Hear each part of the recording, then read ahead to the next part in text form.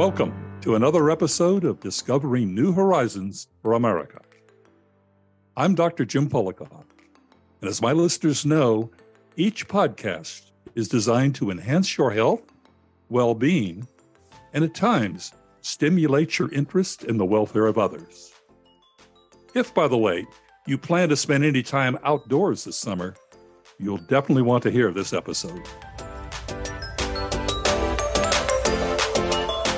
This is Skin Cancer Awareness Month. Now, with over 5 million cases in the United States each year, skin cancer is America's most common form of cancer. And you might ask, why is summer so dangerous for this disease? Well, the days are long, sunlight more intense, which damages your skin's DNA, the very first step to skin cancer.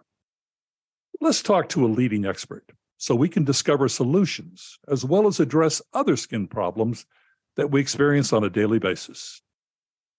Dr. Tim Pearson heads Pinehurst Dermatology. He's a board-certified dermatologist who honed his specialty at the Cleveland Clinic, one of our nation's leading medical establishments. Welcome, Dr. Pearson. We appreciate you taking us on a dermatologic journey where we can dive in skin deep. One of my puns, excuse it. Thanks for having me. Well, you're welcome. It's good to have you here. As I mentioned to my listeners, this is Skin Cancer Awareness Month. So I think you're going to agree that by sharing the dangers of unprotected sun exposure and encouraging people to check their skin for warning signs, we can actually save lives. So first, tell us how we should be protecting our skin when we venture outdoors this summer.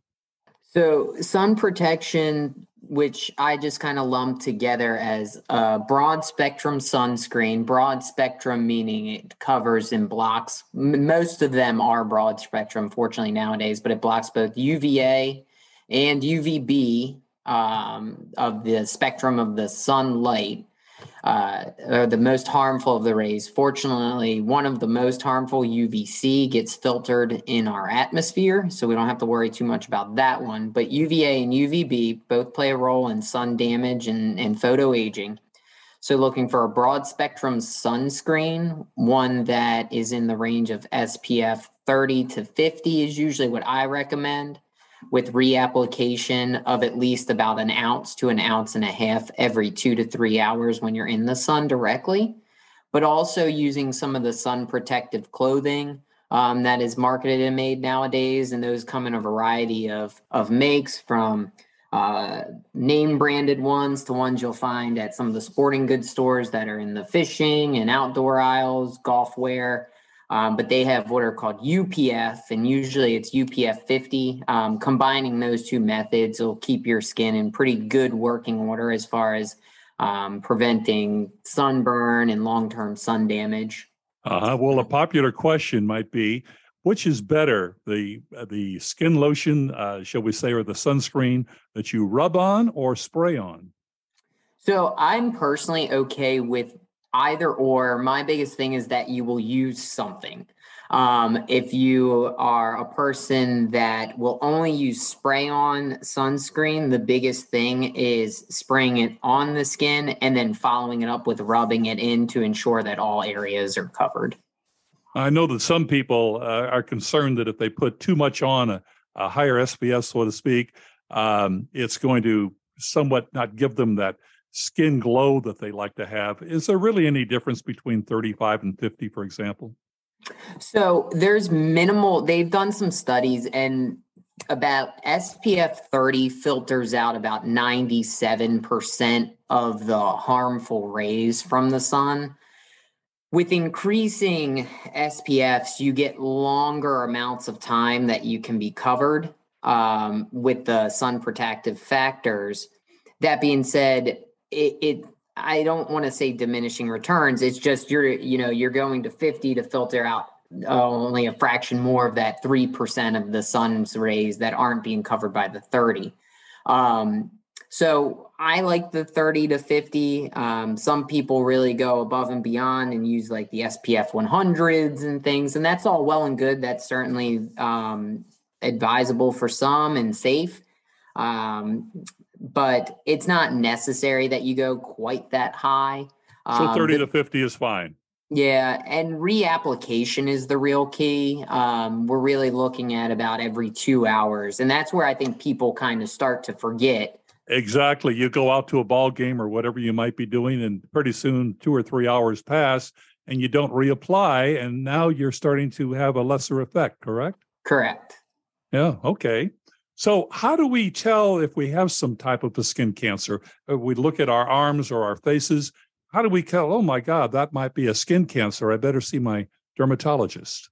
So, of the three main most common types of sun-induced skin cancers, basal cell, squamous cell, and melanoma, um, they all can present fairly differently. So, basal cell, which is the most commonly caused and diagnosed skin cancer, they can be a little innocuous. Sometimes they just present as a kind of a pearly flesh-colored bump that doesn't cause too many symptoms. One of the main symptoms that people mention is that it'll bleed very easily, heals over, but doesn't go away.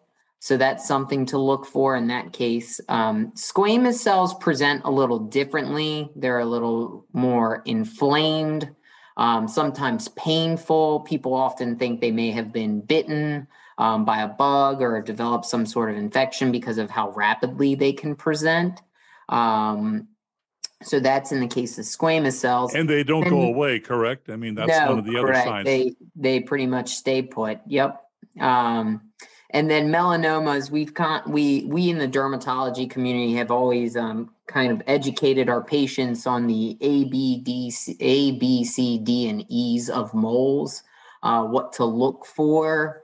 A being asymmetrical borders, B's being that border irregularity, whether instead of being smooth and round, they're scalloped or they have some irregularity to them. The color of it should be kind of medium brown, not jet black. There shouldn't be variations in the colors within 1 mole. D, it should be about 6 millimeters, and the rule of thumb there is about the size of a pencil eraser.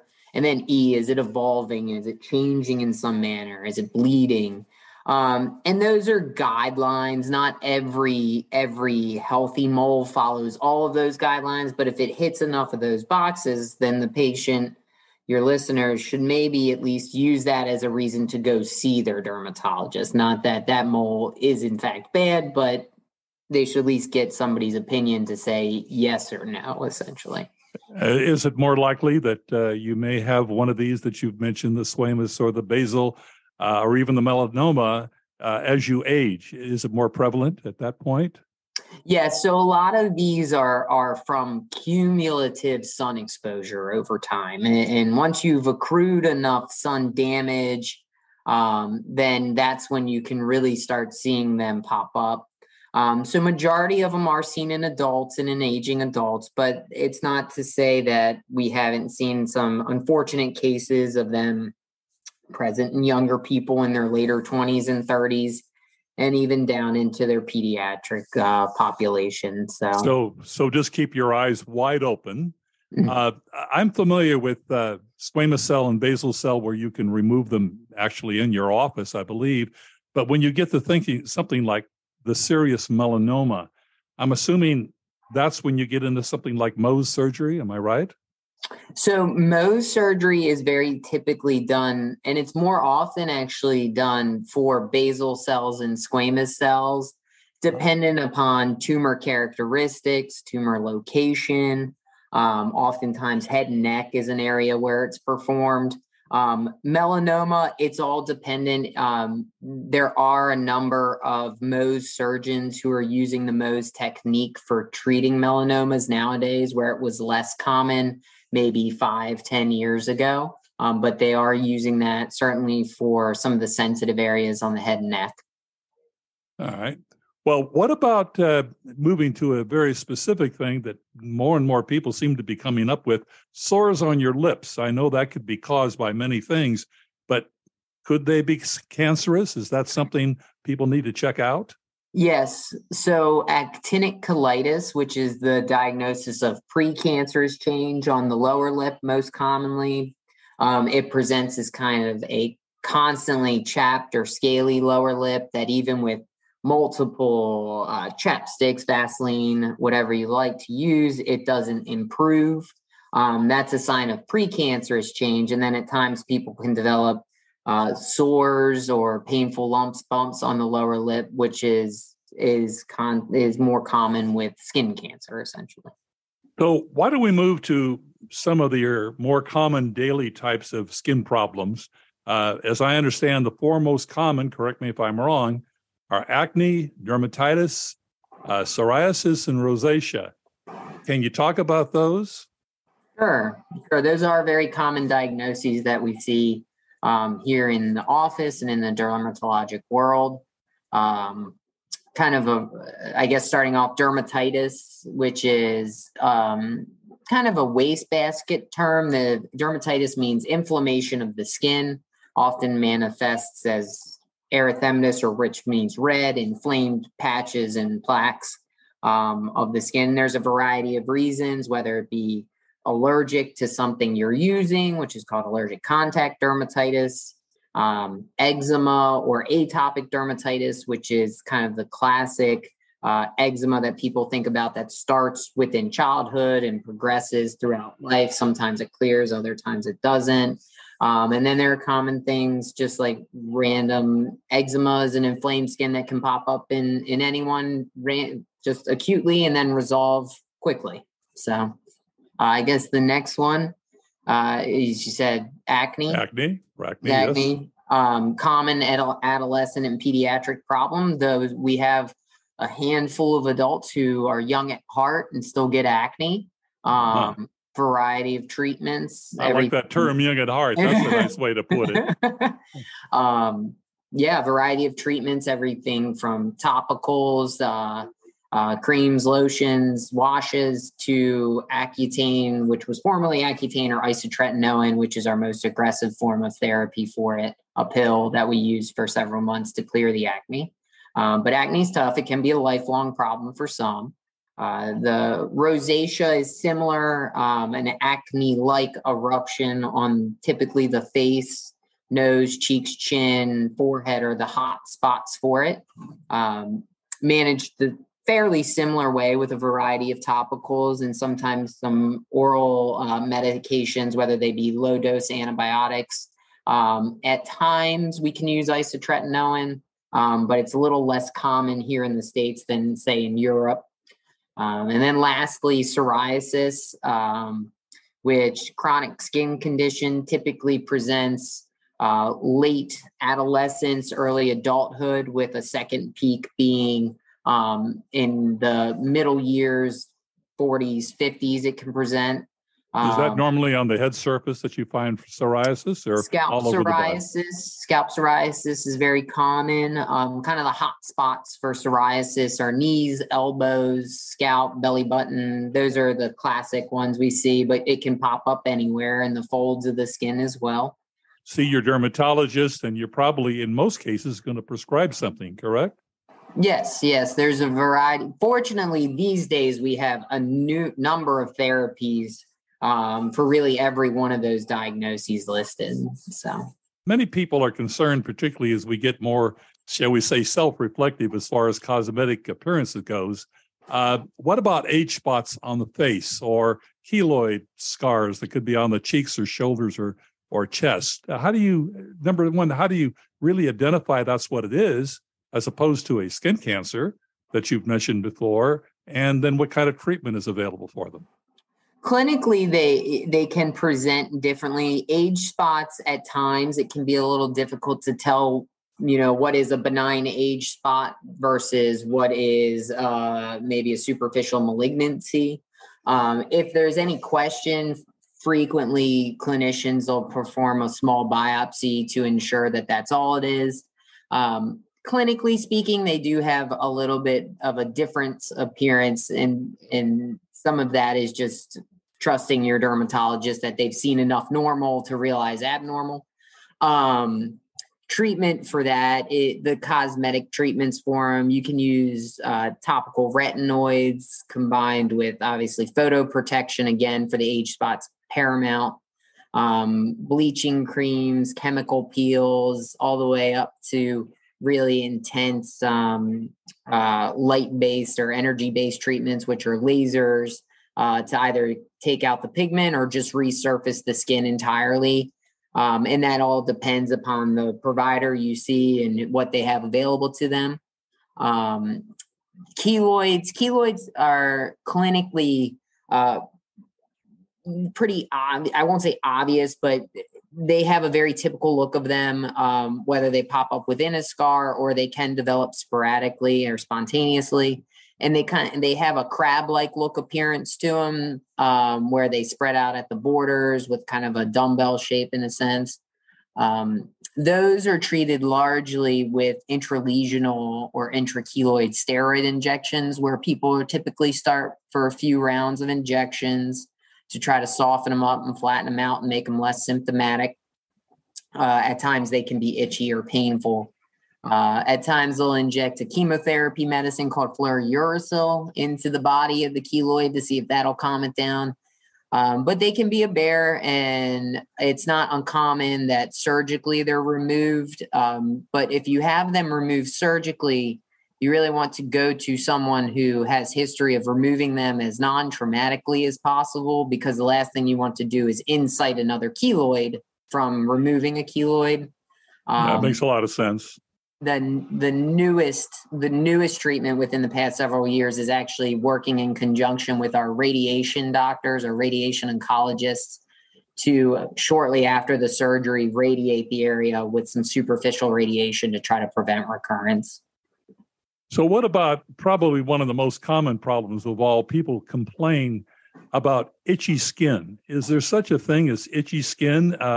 Is it caused by mosquito bites, or is it just an allergy, for example? How do you examine that and predict what you should do about it? So itching itself is kind of a hot topic of research. So the way we're taught to present or approach itching in medical school and residency is they're itching with a primary rash like eczema, dermatitis, psoriasis, or is there itching without a primary rash where somebody just reports that they're itchy, but their skin is largely normal. Itching with a rash, you treat the dermatitis. Oftentimes the itching kind of falls into place with that. That's a little bit, I won't say easier, but at least you have a treatment paradigm with which to follow. Itching without a rash is a little bit difficult at times. Largely, it's a skincare routine. As we age, our skin becomes less able to hold on to the water. If you think of holding newborns, their skin's always nice and hydrated and they feel very soft. And then as we age, we get a little scalier, a little drier.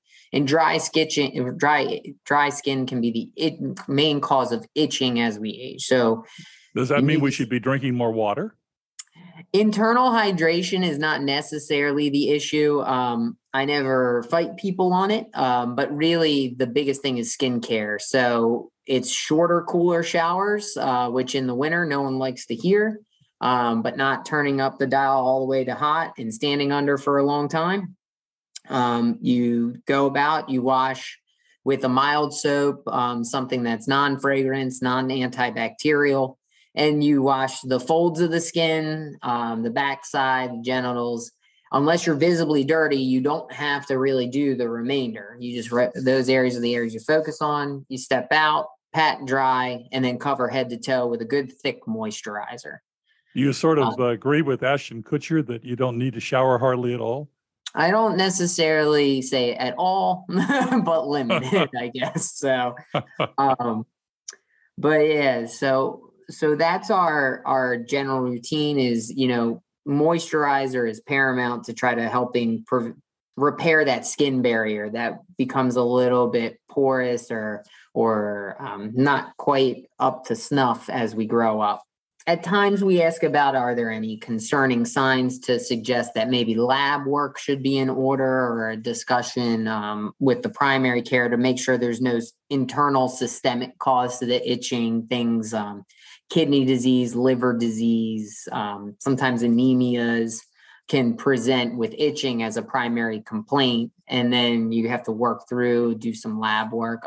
Fortunately, most people we see have a primary care doctor who has checked labs, but that's just always something I ask. Have you seen anyone within the past few months and had lab work done to suggest? If not, we check it. If they have, then we just kind of keep an eye. So, all right. So now, as people age, we'll get into this area.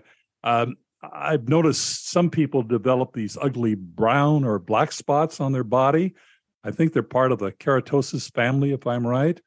Are they cancerous? And how do you deal with these ugly things? I mean, they are ugly. Yeah. So seborrheic keratoses is what you're referring to. And they can be very, very, we'll say, annoying for folks because they're either poorly placed along where the clothing rubs and they can become inflamed and symptomatic, or like you said, they're just ugly and no one likes the look of them. A lot of times it's counseling, if you have a heavy burden of them, there's probably no amount of removing that can be done to get rid of all of them, but we always ask about symptoms, in which case they should medically be removed. If not, then it's up to the patient as far as cosmetically having them removed. What about the blue light treatment? Do you use that at all for? So the blue light treatment is used for actinic keratoses, which is the precancerous, we'll say, cousin to the seborrheic keratosis. Keratosis is just meaning that it's a thickened top layer of the skin from the keratinocyte. Actinic is a precancerous condition from the sun. Seborrheic keratoses can oftentimes pop up in very much sun-protected areas and don't have a precancerous condition to them. As far as, let's go more towards the positive side. We've talked about a lot of negative types of irritations, problems, diseases, etc. Positive life steps. You come to your dermatologist, and the question you might ask is, what can I do on a daily basis to keep my skin healthy? Forget about all the problems. How do I maintain healthy skin? So really, and it goes back to what we talked about first, and that is just a gentle skincare routine. I think is a good place to start, keeping the skin's barrier in good working order with mild soaps, a good liberal moisturizer at least once a day. I always counsel my patients that a daily sunscreen or a daily moisturizer in the morning with at least an SPF of 30. And you can find those in the stores. Even during the winter months, I guess, then, right? Even during the winter months, if the sun is out and the sun is shining, even if it isn't, I guess you should still be using a daily moisturizer with an SPF of 30 in it. Because it penetrates the cloud cover, obviously. Correct. Yep. And then at bedtime, another thing that can be done is the use of retinoids, vitamin A containing products. And vitamin A has anti-aging benefits to it, which is a nice benefit, but also has been shown in studies to actually be really good at prevention of precancerous change in the skin. So there's a medical benefit to it as well. And then sometimes alternating that with, or including that with some sort of antioxidant product, usually vitamin C, to help repair some of the oxidative damage that the UVA light can cause, can all kind of work in conjunction to provide patients with the healthiest of skins.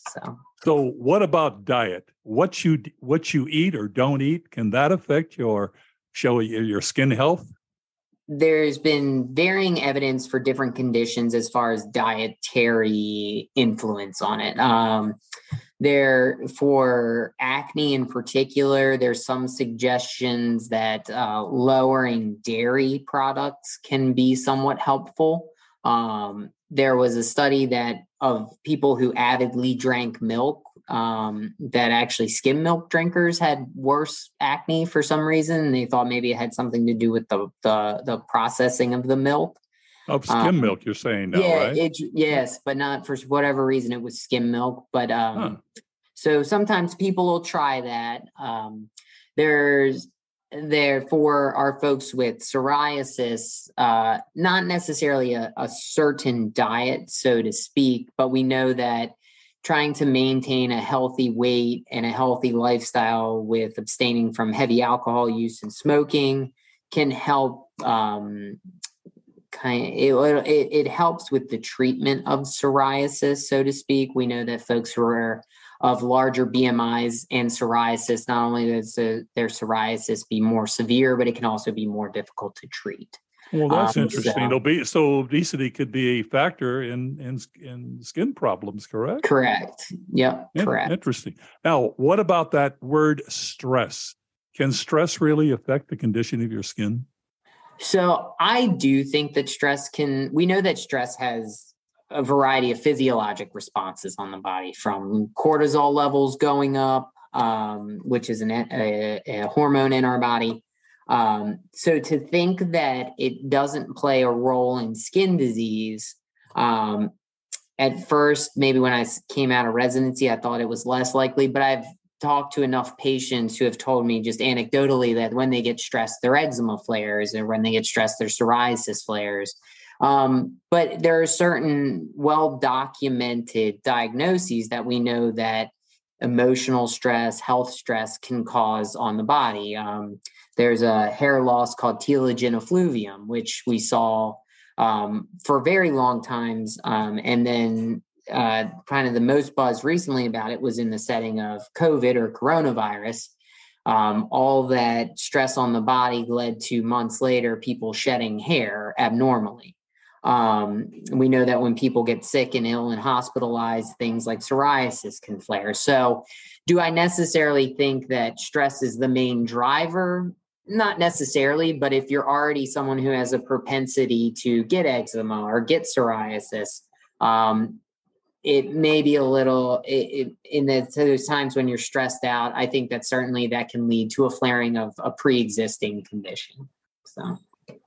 Interesting. Very interesting. So I think what you basically said is it's possible that diet, stress reduction, all of these, if you're having dermatological problems, that can be a help if you are eating the proper diet, if you're exercising, and if you're trying to reduce your stress. Mm-hmm. I think if in general we could all eat better, exercise more, and have less stress, we'd be in a pretty good spot. So right. Well, as we conclude, I do have one last question, which you may not expect. But for my last question, what do you like best about being a dermatologist? I like the variety that I can see within the same day. I'm fortunate that within dermatology, one can tailor your clinic however you like. If you're heavy surgically, or if you only want to see kids, you can do that.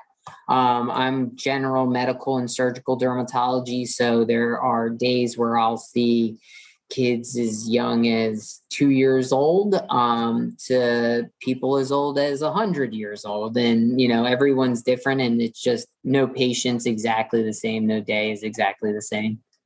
So a variety is a spice of life, as they say. Yes, it is. Well, I know you're a very busy dermatologist. So on behalf of our listeners, thanks for sharing your time with us. You've imparted some very valuable information, and I think we're all going to live perhaps much healthier lives as a result of some of your advice. So I definitely want to thank you. And our listeners can find you at Pinehurst Dermatology, correct? Correct. All right. Where you also offer Mohs surgery there at the clinic, I believe. Yes, we fortunately have Dr. Thomas Knackstead, an extremely talented young Mohs surgeon on staff. Well, thanks again, Dr. Pearson. You've been very helpful. Absolutely. And to our listeners, I'll be right back with some health tips right after this episode is almost concluded.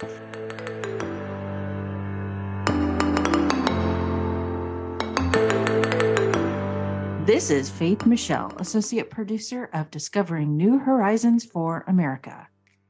I wish to remind our listeners to visit our website and read some of Dr. Jim's excellent, timely blogs. As a certified nutritionist, health and wellness specialist, Dr. Jim Polakof's knowledgeable life career and award-winning writing has enabled him to creatively write a variety of informative and helpful inspirational blogs. Simply visit our website, jamespolakof.com, and click on blogs.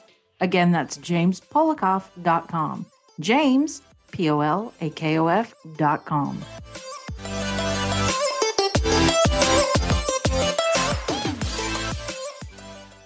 As a nutritionist, I'm a big proponent of vitamin C. Now, Dr. Pearson brought this up in terms of skin conditions, but I want to turn to a Harvard health report. Clinical studies have demonstrated that vitamin C can actually improve wrinkles. One study showed that a daily use of a vitamin C formulation for at least 3 months improved the appearance of wrinkles on the face and neck. It also improved overall skin texture. Vitamin C may also protect your skin from harmful ultraviolet rays when used in combination with a broad-spectrum sunscreen. Additionally, vitamin C can reduce the appearance of dark spots because it blocks the pigment production of our skin. So check with your dermatologist to discover which vitamin C formulation might work best for you.